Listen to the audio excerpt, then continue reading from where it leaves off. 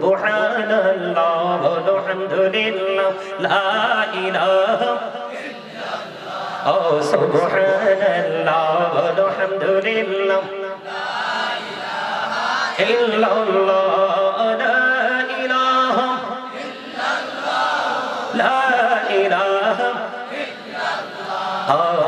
আরশি কুরসি লৌহ কলম সৃষ্টি যার ওসিলা যে আল্লাহ খুশি হইয়া নাম রাখলেন হাবিবুল্লাহ সুবহানাল্লাহ আলহামদুলিল্লাহ লা ইলাহা ইল্লাল্লাহ লা ইলাহা ইল্লাল্লাহ লা ইলাহা নামের সাথে নাম মিশাইয়া যারে আল্লাহ পাঠাইলা যে আল্লাহ দোস্ত বলে তাহার প্রেমে মজিলা সুবহানাল্লাহ আলহামদুলিল্লাহ লা ইলাহা ইল্লাল্লাহ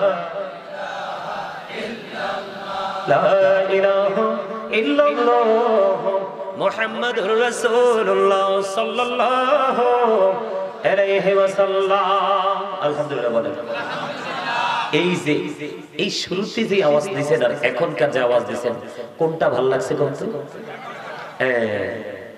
লবণ না দিলে যেমনি খাবার মজা হয় না আর মজা না হইলে যেমনি খাওয়া যায় না ঠিক জান্নাতের বাগানে আসলেও প্রেম নিয়ে আসতে হবে আপনি যতক্ষণ আল্লাহর রাসূলের সাথে প্রেম করতে না পারবেন ততক্ষণ পর্যন্ত আপনার কাছে কোনো আমলই মজা লাগবে না আর আমল যদি মজা না লাগে তাহলে কখনোই আপনার আমল করতে মনেও আপনারা চুপ করে বসে থাকলে কি আমার লস আছে নাকি আপনার পিঠে নেগেটিভ দুইটা সিল পড়বে কয়টা একটা হলো কৃপণতার আর একটা হলো অহংকারের কার অহংকার কি আপনার আমার করা সাজে কতদিন বাঁচবো সেটাও জানি না সুস্থ কতদিন থাকবো সেটাও জানি না কত বছর পরে বুড়ো হবো সেটাও জানি না সন্তান বিদেশে কবে যাবে টাকা দিয়ে রাখছি সেটাও জানি না যেটা আছে এটা কবে আসবে সেটাও তো এত কিছু অজানা থাকার পরে প্রাউড ফিল করার কোনো সুযোগ আসেনি তো যিনি এত কিছু জানেন যিনি স্রষ্টা যিনি ক্রিয়েট করেছেন ওনার তো কোনো অহংকার নাই এপারে কিন্তু অসুস্থতার হলে ট্রিটমেন্টের জন্য ডাক্তারের কাছে নেওয়া হয় আপনার নসিবে নাই পৃথিবীর আর হায়াত মৃত্যুর মাধ্যমে একটা অবসান হয় ঠিক না কিন্তু ওপারটা বড় ভয়ঙ্কর আল্লাহ বলেছেন লা ইয়ামুতু people will not die that day সেদিন মানুষ মরার কোনো সুযোগ নেই মরতে পারবে না আল্লাহ বলেছেন ফিহা ওয়ালা ইয়াহয়া আল্লাহ বলেছেন people will not be able to live that day বাঁচার সুযোগ আল্লাহ বলেছেন আমাহু আনহাবি গায়বিন people will not be able to escape that day অদৃশ্য হওয়ার সুযোগ বাঁচতেও পারবো না মরতেও পারবো না পালাতেও ওরে বাপ রে বাপ জায়গাটা কি ভয়ঙ্কর না হযরত উসমান রাদিয়াল্লাহু তাআলা আনহু কবর দেখলে এত বেশি কাঁদতেন মনে হতো যেন চক্ষু দুটো ঝর্ণা হয়ে গেছে এত বেশি কান্না করতেন সম্মানিত উপস্থিতি এজন্য আপনাকে আমাকে এখানে শুধু বসে থাকলে লাভ হবে না হবে কাজ করতে হবে এই আপনাকে আমাকে আল্লাহ রাব্বুল আলামিন জবান দিয়েছে কি চুপ থাকার জন্য চা দোকানে বসে বসে চা খাবার মানুষের বদনাম করার জন্য বিশেষ করে ইয়াং ম্যান যারা আছে ফ্রেন্ড সার্কেলদেরকে নিয়ে কোলাহল পরিবেশে বসে অপ্রাসঙ্গিক অগ্রহণযোগ্য কথা বলার জন্য তো কেন দিছে আল্লাহকে ডাকার জন্য আরে বাপ রে বাপ আলহামদুলিল্লাহ বলেন এই জন্যই আমি কই বুড়া মানুষের অন্তর আল্লাহ রাসূলের প্রেমে ভরা আর বর্তমান প্রজন্মের ম্যাক্সিমাম যুবক যুবতীদের অন্তর হিংসা নোংরামি আর আত্মগরিমায় ভরা ঠিক কইছো কে সুদা করে একটু হাতটা তোলো তো ভাই তারা আসলেই মানসিকভাবে অসুস্থ আপনাদেরকে আমি কি বলছি দেহ এবং আত্মা দেহের মধ্যে আত্মা না থাকলে আপনি আমি নাই আত্মা থাকলে আপনি আমি আছি তাইলে এখানে কি আপনার দেহটাকে শো করবেন নাকি লগে আত্মাটাকে তো আত্মাটাকে যদি রাখেন তাহলে আপনারা এত দুর্বল হয়ে পড়ে আছেন কেন নাকি পীর সাহেবের জন্য পীর সাহেব তো আসবে যেহেতু আজকে উনি সিফ অবশ্যই আসবে না তো আপনাদের মন খারাপ করার কি আছে আল্লাহর ওলিদের কাছে যাওয়া যায় না তাদেরকে ওসিলা হিসেবে তাদের কাছে যাওয়া যায় না যায় এটা বিশ্বাস করেন কে কে বিশ্বাস করেন হাত তুলেন তো দেখি না না না না, হাত নামান। আল্লাহর ওলিদের কাছে যাওয়া যায় না, তো আপনাদের হাত এমনি এমনি উঠে কা?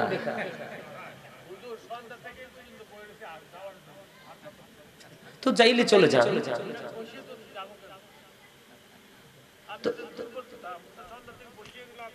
আপনি রাগ হইতেছেন কেন? হ্যাঁ অবশ্যই বলবো, কারণ বক্তা এবং শ্রোতার মধ্যে থাকতে হয় আকর্ষণ এবং বিকর্ষণ। আমি যে দুরূদ পড়ছি বলেন তো, আওয়াজটা কি মিষ্টি হইছে? হইছে? জিকির জি করছি, জিকিরটা কি মিষ্টি হইছে? এই আল্লাহ রাসূল, আল্লাহ রাব্বুল আলামিন বলতেছে ফাযকুরুনি আযকুরুকুম। আল্লাহ বলতেছে remember me then I will remember you. তোমরা আমাকে স্মরণ করো, আমি তোমাদেরকে স্মরণ করব। এই এত সুন্দর জান্নাতের বাগানে এসে আমরা স্মরণ করতে পারতেছি না, আমরা আসলে দুর্বল না? অবশ্যই দুর্বল। আপনারা মানেন বা না মানেন, আমি কনফিডেন্স থেকে বলছি। আপনারে জবান দিছে, একজনকে বোবা বানাইছে, আর আপনারে জবান দিছে কেন দিল? আল্লাহ বলছে আল্লাহকে রাখার জন্য, আর আল্লাহ রাসূল দিয়েছেন খুব চমৎকার সমাধান। আল্লাহ রাসূল বলেছেন জিকিরটা জবান দিয়েও করা যায়, অন্তর দিয়েও করা যায়। জবান এবং অন্তর দুটো মিলে যে জিকির করা হয়, এটাই হলো সবচেয়ে উত্তম জিকির। এইটা এখানে আপনি অন্তর দিয়ে মনে মনে জিকির করার জায়গা না। এই জিকির করবেন আপনি ঘরে, বাড়িতে, একা একা। এখানে সবাই সম্মিলিতভাবে করতে হবে জিকির। কেননা আল্লাহ রাসূল বলেছেন তোমরা যখন জান্নাতের বাগানে আসা যাওয়া করো, তখন তোমরা জান্নাতের বাগান থেকে ফল খেয়ে নিও। ইয়া রাসূলুল্লাহ, জান্নাতের বাগানের ফলটা কি? নবীজি বললেন সুবহানাল্লাহ আলহামদুলিল্লাহ লা ইলাহা ইল্লাল্লাহ। ও সুবহানাল্লাহ আলহামদুলিল্লাহ লা ইলাহা ইল্লাল্লাহ আরশে কুরসি লৌহ কলম সৃষ্টি যার ওসিলা আলী যে আল্লাহ খুশি হইয়া নাম রাখলেন হাবিবুল্লাহ। সুবহানাল্লাহ আলহামদুলিল্লাহ লা ইলাহা ইল্লাল্লাহ লা ইলাহা ইল্লাল্লাহ লা ইলাহা নামের সাথে নাম মিশাইয়া যারে আল্লাহ পাঠাইলা যে আল্লাহ দুস্ত বলে তার প্রেমে মজিলা। সুবহানাল্লাহ আলহামদুলিল্লাহ লা ইলাহা ইল্লাল্লাহ লা ইলাহা ইল্লাল্লাহ মুহাম্মাদুর রাসূলুল্লাহ সাল্লাল্লাহু আলাইহি ওয়াসাল্লাম। আলহামদুলিল্লাহ বলেন। এই যে এই শুরুতে যে আওয়াজ দিয়েছেন আর এখনকার যে আওয়াজ দিয়েছেন, কোনটা ভালো লাগছে কোনটা? লবণ না দিলে যেমনি খাবার মজা হয় না, আর মজা না হইলে যেমনি খাওয়া যায় না, ঠিক জান্নাতের বাগানে আসলেও প্রেম নিয়ে আসতে হবে। আপনি যতক্ষণ আল্লাহ রাসূলের সাথে প্রেম করতে না পারবেন, ততক্ষণ পর্যন্ত আপনার কাছে কোনো আমলই মজা লাগবে না। আর আমল যদি মজা না লাগে, তাহলে কখনোই আপনার আমল করতে মনেও। আপনারা চুপ করে বসে থাকলে কি আমার লস আছে নাকি? আপনার পিঠে নেগেটিভ দুইটা সিল পড়বে। কয়টা? একটা হলো কৃপণতার, আর একটা হলো অহংকারের। কার? অহংকারকে আপনার আমার করা সাজে? কতদিন বাঁচবো সেটাও জানি না, সুস্থ কতদিন থাকবো সেটাও জানি না, কত বছর পরে বুড়ো হবো সেটাও জানি না, সন্তান বিদেশে কবে যাবে টাকা দিয়ে রাখছি সেটাও জানি না, যেটা আছে এটা কবে আসবে সেটাও। তো এত কিছু অজানা থাকার পরে প্রাউড ফিল করার কোনো সুযোগ আসেনি। তো যিনি এত কিছু জানেন, যিনি স্রষ্টা, যিনি ক্রিয়েট করেছেন, ওনার তো কোনো অহংকার নাই। তাহলে আপনার আমার কি করা উচিত? অহংকার মুক্ত হয়ে আল্লাহর গোলামি করা উচিত। কথা কন না কেন? অহংকার মুক্ত হয়ে কি করা উচিত? আল্লাহর গোলামি করা উচিত। আর গোলামির ট্রেনিংটা দিয়েছে কে? রাসূল। আর রাসূলের কাছে যাওয়ার শিক্ষা দিয়েছে আল্লাহর ওলিরা। এই মিয়া শাহজালাল মুজাদ্দিদ আমানি, তিনি সুরমা নদী পার হয়ে গেছে জায়নামাজ বিছাইয়া, আর আপনি আমি নৌকায় চড়েও যেতে পারি না। আপনি কার সাথে কম্পেয়ার করেন? আল্লাহ রাব্বুল আলামিন বলেছেন, join with my dear people, come to my paradise. আল্লাহ বলেছেন ফাদখুলি ফি ইবাদি ওয়াদখুলি জান্নাতি, অস্বীকার করতে পারবেন? আর যারা বলেন তার কাছে যাইতে বলছে। আল্লাহর যারা গোলামি করতে করতে আল্লাহর প্রিয় হয়ে গেছে, শাহজালাল মুজাররদ এমন কি আপনার আল্লাহর প্রিয় হয়নি? কথা বলেন না কেন? এগুলো ইমানে গলত থাকলে এই ধরনের কমেন্টস আমাদের মধ্যে আসে। বাংলার জমিন ইসলাম আনছে কে? আরে যারা বলেন আনছে কে? আপনি সত্য না বললেও সত্য, আর আপনি মিথ্যা স্বীকার না করলেও মিথ্যা। আল্লাহ বলেছেন আকুলু কাওলান সাদীদা, আল্লাহ বলেছেন সে দা রাইট থিং, সত্য কথা বলো, সঠিক কথা বলো। আজকে ইসলামের প্রাণ খুলে ইসলামের কথা বলতে পারতেছি, ইসলামী রঙে রঙিন হয়ে নিজের জীবন বাস্তবায়ন করতে পেরেছি আল্লাহর ওলিদের কারণে। আল্লাহ বলছেন না ওয়াবতাগু ইলাইহিল ওসিলা, কথা বলেন না কেন? আল্লাহ বলছেন না ওসিলা খোঁজার জন্য, সেই ওসিলাটা কি? আল্লাহ বলেছেন আকুলু মা'আস সাদিকিন, ট্রুথফুল ম্যান, সত্যবাদী লোক। সাদিকিনের ব্যাখ্যা এসেছে তাফসীরে রুহুল বায়ানের মধ্যে আল্লাহর ওলিদের কথা, তাফসীরে মাযহারির মধ্যে এসেছে আল্লাহর ওলির কথা, তাফসীরে কদরির মধ্যে এসেছে হক্কানি আলেমদের কথা। কারণ হক্কানি আলেমরা হলো আল্লাহ আর রাসূলের বিধি বিধানের খনি। আওয়াজ করে বলেন সুবহানাল্লাহ।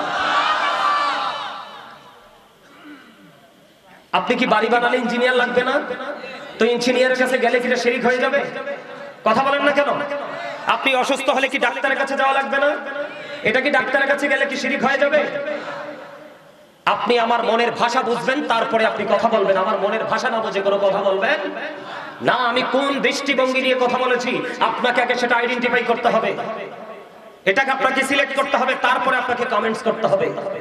এই যে বাংলাদেশে কি আপনার এই যে আজকে আছে জৌনপুরি পীর সাহেব কেবলা, তাদের কি এই দেশে কি তাদের অবদান নাই? কথা বলেন না কেন? তারা কি দিনের গোলামি করছে না? এক একটা ডাক্তারের প্রেসক্রিপশন এক এক রকম। কথা বলেন না কেন? এক একটা ডাক্তার এক এক রকম ভাবে সাজেস্ট করে। আপনি বুঝতে পারেন না, সেটা আপনার সমস্যা। কথা বলেন না কেন? আরো যারা বলেন আজকে কি আল্লাহর ওলি কি আমরা সিভ হিসাবে রাখিনি? কথা বলেন না কেন? আরে মি অল টু রিগ্রেট, আল্লাহর ওলিরা পরকালেও চ্যাম্পিয়ন। তারা কি? Behold, verily the friends of Allah have nothing to fear or to regret. Ala inna awliya Allahi la khawfun alayhim wa la hum yahzanun. আহলে সুন্নাত ওয়াল জামাতের প্রত্যেকটা মানুষের, নারী পুরুষের এই আয়াত মুখস্থ। কথা বলেন না কেন? আরো যারা বলেন না কেন? তাদের সাথে যুক্ত হতে বলেছে আল্লাহ। সুস্থ মস্তিষ্কের মানুষ কখনো কোনো মানুষের কাছে আল্লাহ মনে করে চায় না। আমরা যখন মসজিদে যাই জুমার দিনে কি সাধারণ আপনারা মানুষরা যার যার তৌফিক অনুযায়ী তাবারক নিয়ে যান না? আপনি কি হুজুরকে খোদা মনে করে যান? নাকি বলেন যে হুজুর আপনারা তো সবসময় আল্লাহর গোলামি করেন, জবানটা পাক, আপনারা দোয়া করলে হয়তো আল্লাহ তাড়াতাড়ি কবুল করবে, একটু দোয়াটা করে দেন, এটা না নিয়তরা? কথা বলেন না কেন? আল্লাহ কিন্তু আলেমদের সম্পর্কে হক্কানি, সব আলেম কিন্তু হক্কানি আলেম নয়। আল্লাহ রাব্বুল আলামিন বলেছেন ইন্নামা ইয়াখশাল্লাহা মিন ইবাদিহিল উলামা। পৃথিবীর মধ্যে আল্লাহর যে বান্দা আছে, বান্দাগুলোর মধ্যে আল্লাহকে সত্যিকারের ভয় করে হক্কানি আলেমরা। আরো জোরে কোন সুবহানাল্লাহ, আরো জোরে বলেন সুবহানাল্লাহ। আরে আরো জোরে ডরান কিল্লে গে সুবহানাল্লাহ তো জিকির, আলহামদুলিল্লাহ জিকির, আল্লাহু আকবার জিকির, লা ইলাহা ইল্লাল্লাহ বলা জিকির, সৎ কাজের আদেশ দেওয়া জিকির, অসৎ কাজ থেকে বারণ করার চেষ্টা করা এটাও জিকির, নামাজে দাঁড়িয়েছেন সেটাও জিকির, হজে গেছেন সেটাও জিকির। যেহেতু হজ বিভিন্ন জায়গা পরিদর্শন করা হয়, করে সম্পূর্ণ করা হয়, এটাকে বলা হয় জিকিরের জুলুস। আর যেটা একই জায়গায় দাঁড়িয়ে এবং বসে সম্পূর্ণ করা হয়, এটাকে বলা হয় জিকিরের জলসা। নামাজও জিকিরের জলসা, আজকেরটাও জিকিরের জলসা। চাইলে সুবহানাল্লাহ আলহামদুলিল্লাহ বলতে কি কোনো অসুবিধা আছে? আরো জোরে বলেন না আছে? আপনি আমি কি অসুস্থ হলে কার কাছে যাই? ওই দিনটি আমার গলার ব্যথা, আমি কিন্তু বেল্ট লাগাই রাখছি। আজকে অনেক দিন কিন্তু আমি অসুস্থ, দেখেন এই যে বেল্ট, এখানে কথা বলতে হবে, অনেক কণ্ঠের উপরে প্রেসারে লেগে আগে ঘুরলাইছি। তো আমি আমার এই পিচ্ছিকে পাঠাইছি, আমার মামা একজন ভালো ডাক্তার, একদম প্রবীণ, ওনার কাছে পাঠাইছি। শুধু নমুনাটা বলছি, মামা ওষুধ দিয়ে দিয়েছে, আল্লাহর রহমতে সন্ধ্যায় ওষুধ খেয়েছি, পরের দিন সকাল পর্যন্ত আমি ভালো। আমি কোনাকে খোদা মনে করছি? আল্লাহ রাসূল বলেছেন অসুস্থ হলে ট্রিটমেন্ট করো, এটা সুন্নাহ। কথা বলেন না কেন? আমরা পৃথিবীতে যা করছি উসিলা হিসেবে, কি হিসেবে? উসিলার কথা বলছে কে? আপনি যদি না গ্রহণ করেন এটা আপনার পার্সোনাল ম্যাটার, কিন্তু প্রভাব সবার উপরে ফেলা যাবে। কথা বলেন না কেন? আমার কথা কি আপনারা বুঝেন? আরো জোরে কোন? আচ্ছা, নামাজ পড়া শিখাইছে কে? হুজুররা না? ছোটবেলায় কোরআন শরীফ পড়া শিখাইছে কে? কারণ এটা হুজুররা শিখাইলো কা? কথা কম না কেন? এটা হুজুররা শিখাইলো কা? কোরআন তো আল্লাহর ভাষা, আল্লাহর বাণী, আল্লাহর কথা, ঠিক না ঠিক? তো হুজুর একা পড়াইলো, আপনি পড়তে পারলেন না নিজে নিজে? কথা বলতে, হিসাব করতে মাপকাঠি রেখে বলতে হবে, চিন্তা করতে মাপকাঠি রেখে, মেন্টালিটি ঠিক রেখে চিন্তা করতে হবে। চিন্তার পরে আপনি যেটা ডিসাইড করবেন সেটাও চিন্তা করে ডিসাইড করতে হবে। আজকে আমাদের দেশে আল্লাহর ওলি বিদ্বেষী, নবী বিদ্বেষী অনেক কিছু বের হচ্ছে, কথা বলেন না কেন? আর আমাদের দেশের মানুষও বোকার মতো বসে বসে শুধু শুনতেই থাকে, শুনতেই থাকে। একটু বিবেক খাটিয়ে কথা শুনবেন, কারণ আল্লাহ রাসূল বলেছেন কিয়ামতের পূর্বক্ষণে পৃথিবীতে কিয়ামতের আলামত হবে আলেমরা। কারা? সাধারণ মানুষের কোনো দোষ নেই, সাধারণ মানুষ আলেমদেরকে ভালোবাসে, এটা বাংলাদেশের একটা নিয়ম, রীতি, একটা সংস্কৃতি, ঠিক না? আপনার এরিয়াতে দেখবেন আপনারা সবাই ভালোবাসবেন। আমার এরিয়াতে আমি যেই মাহফিল থেকে আসছি, বিশ্বাস করেন আমার জীবনে আপনাদের এটার চাইতে আর বড় আপনার প্যান্ডেল, মুরব্বীদের আচরণ দেখে আমি পুরো মুগ্ধ হয়ে গেছি। মানে এত প্রেম তাদের সিনায়। সম্মানিত উপস্থিতি, ধর্মীয় যত শিক্ষা আমরা কার থেকে নিছি? আলেমদের থেকে। এটা কি আল্লাহ মনে করে গেছি? কথা আল্লাহ। আমরা সিস্টেমে আসছে, সিস্টেমে পৃথিবীতে আলেমরা কিতাব বোঝে, কারণ পৃথিবীর ধন আল্লাহ যাকে ইচ্ছা তাকে দেন, কারণ এই ধন সবাই পছন্দ করে। কিন্তু কোরআন হাদিসের গান আল্লাহ যাকে ইচ্ছা তাকে দেয় না, যাকে বেশি ভালোবাসেন তাকেই দেন সেই গান। আর সেই গানের আলোতে সে সমাজকে অন্ধকার থেকে আলোর দিকে নিয়ে আসে, ঠিক কিনা বলেন? আর সেটার ধারাবাহিকতা করেছে কে? আল্লাহর ওলিরা। কারা? এই বাংলাদেশে কে ধারাবাহিকতা সৃষ্টি করেছে? আমি আপনাদেরকে ছোট্ট একটা এক্সাম্পল দেই। খাজা গরিবে নওয়াজের কি অবদান নাই? হিন্দুস্তানি কি মুসলমান বানাই নাই? আমি আপনাদেরকে আল্লাহর ওলিদের পাওয়ার সম্পর্কে ছোট্ট একটা বলে, আল্লাহর ওলিদের কারামত হাসানা মিসা আপনারা বিশ্বাস করেননি? সবাই কথা কন না কেন? সবাই বিশ্বাস করেন না? করতে হবে, নাইলে 100% ইমানদার হতে পারবেন না। খাজা গরিবে নওয়াজ যখন হিন্দুস্তানের জমিনে সর্বপ্রথম কদম দিলেন, হাঁটতে হাঁটতে হাঁটতে হাঁটতে তিনি বিশাল একটা মাঠ, এর মধ্যে একটা অংশে দেখলেন চমৎকার একটা গাছ, গাছের নিচে খুব ছায়া। তখন উনি সহ ওনার সঙ্গীরা গাছটার নিচে বসতে চাইলেন। এখন রাজা পৃথিরাজের তৎকালীন সময়ে রাখাল যারা উটগুলো চড়ায়, রাখাল এসে বলে, আপনাদেরকে তো মনে হয় আপনারা বিদেশি মেহমান। কয় হ্যাঁ। এখানে কি করেন? আমরা একটু বিশ্রাম করবো, একটু ক্লান্ত হয়ে গেছে কিছুক্ষণের জন্য। কয় না না, এখানে বিশ্রাম করা যাবে না। তার কারণ হলো এটা পৃথিরাজের উটের বিশ্রামের জায়গা। কাকে বলে? যিনি সিস্তিয়া তরিকার ইমাম খাজা গরিবে নওয়াজ, ওনাকে বলতেছেন।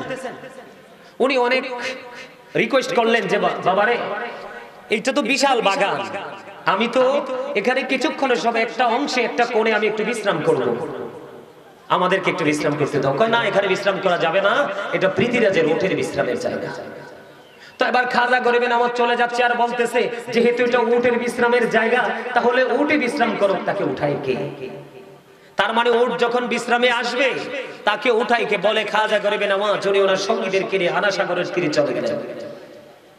দিন চলে গেল, রাত্র হলো, সকাল যখন হলো, উটগুলোকে মাঠে চড়ানোর সময় হলো, তখন খাজা গরিবে নওয়াজ তখন তিনি চলে গেছেন ওনার গন্তব্যে। এখন এসে দেখে উটগুলো যেভাবে শুয়ে আছে ঠিক সেইভাবে শুয়ে আছে, পড়ে আছে যেটা যেখানে। এখন তারা চেষ্টা করতেছে উটটাকে উঠানোর জন্য, কিন্তু পারতেছে না। কি করতে পারতেছে না? পাট উঠাইতে পারতেছে না। পরে খাজা গরিবে নওয়াজের জীবনীতে পাইলাম আপনার উটগুলোকে বেত দিয়ে পর্যন্ত মারা হয়েছে, উটগুলোর চোখ দিয়ে পর্যন্ত পানি বের হয়েছে, কিন্তু উটগুলো উঠতে পারতেছে না। এই দৃশ্য দেখে তখন পৃথিরাজের রাখাল চলে গেল পৃথিরাজের কাছে, যাইয়া পুরো ঘটনা যখন বিস্তারিত খুলে বললেন, খুলে বলার পরে আবার তিনি বলতেছে, আমার মা আমাকে ভবিষ্যৎবাণী করে গেছে, বিন্দিসি মেহমান মুসাফিরের কাছে আমি পরাস্ত হব, না জানি সেই মুসাফির এই দেশে কদম দিয়েছে। সুবহানাল্লাহ বলেন না? আরো জোরে বলে। আপনাদের গরু কি, আপনাদেরকে আলের গরু খাজা গরিবে নওয়াজ এসে নিয়ে গেছে, নাকি পাকা দান কেটে নিয়ে ঘরে পুরাইছে? এই মিয়া, ওনাদের মতো আল্লাহর ওলিরা এই দেশে আসছে বিধায় আজকে আমরা ইসলাম পেয়েছি, ইসলামের রঙে রঙিন হতে পেরেছি। এবার কি করলেন? এবার বলতেছে, তিনি বলতেছে, আমার কাছে মনে হচ্ছে না জানি সেই বিদেশি মেহমান চলে আসছে। একটা কাজ করো, তোমরা ওনাকে খুঁজো, কোন পথে গেছে। খুঁজতে খুঁজতে আনা সাগরের তীরে ওনাকে গিয়ে পেলেন। পাওয়ার পরে ওনার কাছে সরিটরি বলে মাপটাপ চাইলেন। চাওয়ার পরে বললেন, আমরা বুঝতে পারিনি, আপনি আমাদেরকে ক্ষমা করে দেন। আমাদের উটগুলো যেইভাবে পড়েছে ঠিক সেইভাবেই পড়ে আছে, আপনি যেইভাবে বলেছেন ঠিক সেইভাবে পড়ে আছে। খাজা গরিবে নওয়াজ বললেন, যাও তোমরা চলে যাও, তোমরা গিয়ে দেখবে তোমাদের উটগুলো ফ্রি। আসলে আইসা দেখে, দৌড়ে এসে দেখে উটগুলো দাঁড়িয়ে দাঁড়িয়ে আপনার চিবিয়ে চিবিয়ে খড়কুটা খাচ্ছে। আল্লাহর ওলির এই কারামতকে আপনি অস্বীকার করতে পারবেন? অস্বীকার করার সুযোগ আছে? আরো জোরে বলেন। শাহজালাল মুজাহিদী আমনির অতীত জীবনী খুঁজে দেখেন, ওনার জীবনে কত কেরামত আছে। আপনি সেই জগতে ঢুকতে পারেননি, জানেন না, কিন্তু কমেন্টস করার আগে বুঝে শুনে করতে হবে। ওনাদের মতো মর্যাদায় আমরা যেতে পারবো না। সম্মানিত উপস্থিতি, তারা কিভাবে ওই পর্যন্ত গেলেন? জিকির করতে করতে, রাসূলের সাথে প্রেম করতে করতে। এখন তো আমাদের দেশে রাসূল প্রেমী নাই, আছে? ম্যাক্সিমাম ইমাম সাহেবরা দেখবেন এশার নামাজের আগে 4 রাকাত সুন্নাত পড়ে না। আপনারা দেখেন, আমরা দেখি, ম্যাক্সিমাম ইমাম সাহেব দেখবেন আসরের আগে 4 রাকাত সুন্নাত পড়ে না। জুম্মার দিনে দেখবেন সোজা এসে মিম্বরে চলে যায়, মেহরাবে চলে যায়, সুন্নতের লোকে দেখা নাই। আবার পরেও অনেক সুন্নাত নফল ছেড়ে দেয়। এটা কখনোই রাসূলের আদর্শ হতে পারে না, এটা কখনোই রাসূল প্রেম হতে পারে না। আল্লাহ রাসূল যদি নামাজে দাঁড়িয়ে নামাজ পড়তে পড়তে পা মোবারক ফুলে লহু মুবারক বের হতে পারে মিয়া, আপনার আমার পা থেকে মাথা পর্যন্ত অপরাধের কোনো কমতি নেই। আপনার আমার আরো বেশি দাঁড়িয়ে থাকার কথা। আমরা দাঁড়াইতে পারি না, তার কারণ আমাদের মধ্যে অনেক বেশি অহংকার। আল্লাহ কই আল্লাহর জিকির করতে, আপনি আমি জিকির করতেছি দুনিয়ার এবং বড় লোকদের। কার কথা বলেন না কেন? এরকম না বিষয়টা? দুনিয়ার এবং বড় লোকের। আল্লাহ কোরআন শরীফে সূরা আল ইমরানের 185 নম্বর আয়াতের শেষ অংশে বলে দিয়েছেন, এই জিকিরটা ধোঁকা, এই শরণটা ধোঁকা। আল্লাহ বলেছেন, ওয়াল হায়াতুদ দুনিয়া ইল্লা মাতাউল গুরুর। কোরআন শরীফের 19 পারা সূরা শুআরা 88 নম্বর আয়াত খুলে দেখেন, আল্লাহ বলেছেন, ইয়াউমা লা ইয়ানফাউ মালু ওয়ালা বানুন। আপনি যে ধোঁকার মধ্যে পড়ে, প্রতারণার মধ্যে পড়ে যে আপনি যে জমা করতেছেন, কার জন্য? সন্তানের জন্য, বিবির জন্য, তাই না? আল্লাহ বলতেছে এগুলো তোমার কোনো কাজে আসবে না। কোনটা আসবে? এখানে যেটা করতেছেন, মসজিদে যেটা করতেছেন, একটু আগে যেটা বললাম, ভালো কাজের জন্য ডাকবেন, মন্দ কাজ থেকে মানুষকে দূরে রাখার চেষ্টা করবেন, আপনি নামাজ পড়বেন, তৌফিক অনুযায়ী হজ করবেন। সবচেয়ে মজার জায়গা হলো আমরা কিন্তু এখন রাসূলের প্রেমে দরুদও আমরা পড়তে চাই না। এখন তো বেদাত ফতোয়া দেয়, কথা কন না কেন? বেদাত বলার মানুষ আছে না? যেই নবীরে ভালোবাসা ঈমান, যেই